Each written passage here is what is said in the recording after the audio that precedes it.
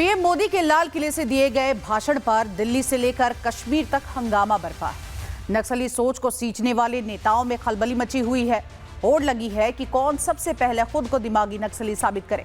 BJP ने दिमागी नक्सल की परिभाषा देश के सामने रखी। बीजेपी के मुताबिक दिमागी नक्सल वो है जो आतंकवाद और माओवाद का समर्थन करते हैं।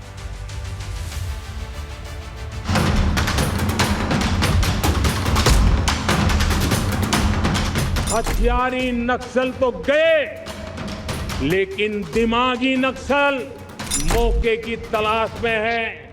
हिंसा अराजकता के वो रास्ते खोज रहे हैं। झगड़ा कराने वाली भारतीय झगड़ा पार्टी जो है, दिमागी नक्सल दरअसल वो है।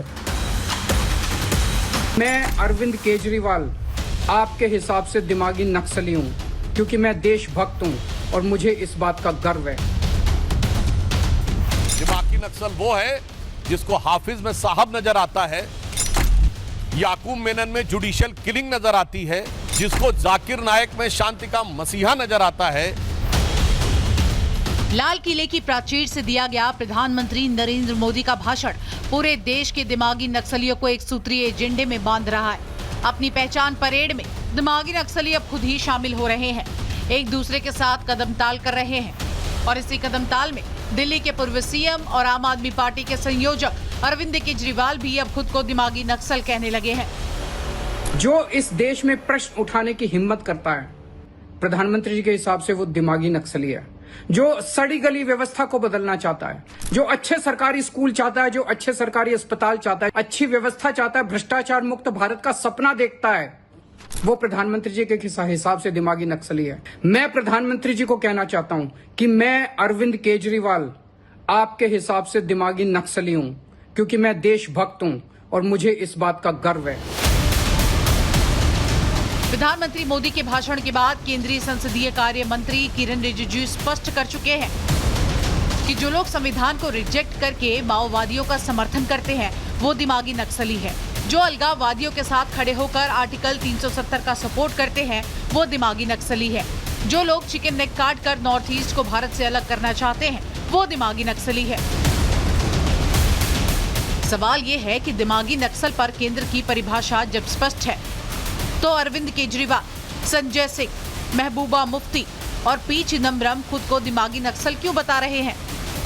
दिमागी नक्सल आप किसको कहते हैं प्रधानमंत्री जी? वो नौजवान जो कह रहे हैं देश में पेपर लीक बंद करो और हमें रोजगार दो, उनको आप दिमागी नक्सल कह के संबोधित कर रहे हैं। आपसे बर्दाश्त नहीं हो रहा है कि जनता, नौजवान, छोटे छोटे बच्चे, किसान, इस देश की माताएं बहनें अपने लिए आवाज उठाना कैसे शुरू कर दिया। दिमागी नक्सल वो लोग हैं जो स्कूल की बात कहने पर मुकदमा लिखवाते हैं। तो इसलिए झगड़ा कराने वाली भारतीय झगड़ा पार्टी जो है, दिमागी नक्सल दरअसल वो है। लाल किले से निकला दिमागी नक्सल का मुद्दा अब सीधे सियासी बयानबाजी के केंद्र में है। पीएम ने कहा था, हथियार बंद नक्सलवाद के बाद अब उस सोच को पहचानना होगा जो हिंसा और अराजकता के रास्ते तलाशती है। और बीजेपी का तंज है कि पहचान बताने की जरूरत ही नहीं पड़ी। जिन्हें हाफिज में साहब नजर आते हैं, याकूब मेनन में जुडिशियल किलर नजर आता है, जिसे ओसामा में जी नजर आता है, जिसको जाकिर नाइक में शांति का मसीहा नजर आता है, जिसे इशरत जहां में बेटी नजर आती है, बुरहान वानी में भटका हुआ नौजवान नजर आता है और भारत के सेना अध्यक्ष में सड़क छाप गुंडा नजर आता है।